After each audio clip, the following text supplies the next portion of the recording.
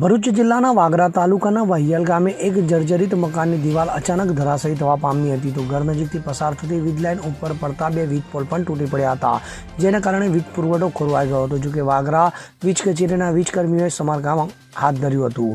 સદનસીબે આ ઘટનામાં કોઈ જાનહાનિ થવા પામી ન હતી। તો વાગરા તાલુકાના વહિયાલ ગામના બ્રાહ્મણ ફળિયા વિસ્તારમાં ગતરોજ સાંજના સમયે રોડને અડીને આવેલી વર્ષો જૂનું અને જર્જરિત મકાનની દિવાલ અચાનક ધરાશાયી થવા પામી હતી, જેને કારણે નજીકમાંથી પસાર થતી વીજ લાઇનના બે વીજ પોલ પણ તૂટી પડ્યા હતા। તો એક સમયે અફરાતફરી મચી જવા પામી હતી। વીજ પોલ સહિત વીજ વાયરો પણ જમીન પર તૂટી પડ્યા હતા, જેથી પંથકનો વીજ પુરવઠો પણ ખોરવાઈ ગયો હતો। તો આ ઘટના સાંજના સમયે બનવા પામી હતી। તે સમયે રસ્તા ઉપરથી કોઈ રાહદારી કે વાહન પસાર થતું ન હોવાથી સદનસીબે મોટી દુર્ઘટના ટળવા પામી હતી।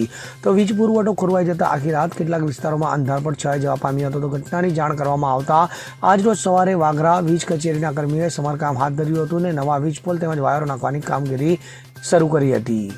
Bureau report CN24 news.